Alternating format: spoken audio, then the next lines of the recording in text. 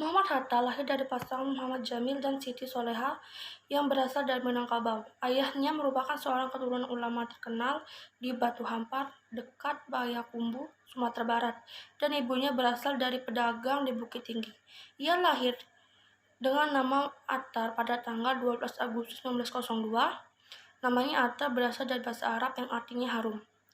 Attar lahir sebagai anak kedua. Sejak kecil, ia telah dididik dan dibesarkan dalam lingkungan keluarga yang taat melaksanakan ajaran agama Islam. Kakeknya dari pihak ayah, Abdurrahman Batu Hampar, dikenal sebagai ulama pendiri Surau Batu Hampar, sedikit dari surau yang bertahan pasca Perang Padri. Sementara itu, ibunya berasal dari keturunan pedagang. Beberapa orang mamaknya adalah pengusaha besar di Jakarta. Pada tahun 1913, setelah lulus dari ALS, ia melanjutkan pendidikannya tersebut dan masuk ke Mulo di Padang. Mulo merupakan sekolah menengah pertama pada saat itu. Pada tahun 1917, Muhammad Hatta lulus dari Mulo. Setelah itu, ia pergi ke Jakarta dan melanjutkan sekolahnya di Prince Hendrik School. Di sana ia mendapatkan nilai ekonomi serta perdagangan. Belum puas sampai di sana, kemudian Muhammad Hatta melanjutkan lagi pendidikannya hingga ke Belanda. Pada tahun 1926, Muhammad Hatta menjadi pemimpin Perhimpunan Indonesia. Selama dipimpin oleh Hatta, Perhimpunan Indonesia mendapatkan perubahan. Perhimpunan ini lebih aktif untuk memperhatikan perkembangan pergerakan di Indonesia dengan memberikan banyak komentar dan ulasan di media massa Indonesia. Pada 25 September 1927, Muhammad Hatta dan teman-temannya ditangkap oleh Belanda atas tuduhan mengikuti partai terlarang. Pada akhirnya, Muhammad Hatta dihukum dan dipenjara selama 3 tahun di Rotterdam.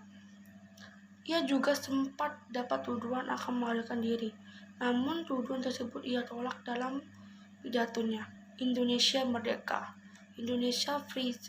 Pada sidang kedua, tanggal 22 Maret 1928, bahkan pidato ini bisa sampai ke Indonesia dengan cara penyelundupan.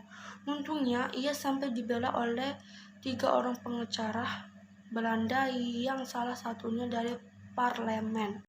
Pada 22 Juni 1945, BPUKI membentuk panitia kecil yang dikenal dengan Panitia 9. Tugas dari Panitia 9 yaitu untuk mengolah usul dan konsep para anggota mengenai dasar negara.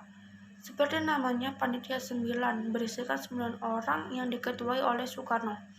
Anggota lainnya Muhammad Hatta, Muhammad Yamin, Ahmad Subarjo, A.A. Maramis, Abdul Qadir Muzakir, Wahid Hashim, Haji Agus Salim, dan Abi Kusno Tejokorjoso.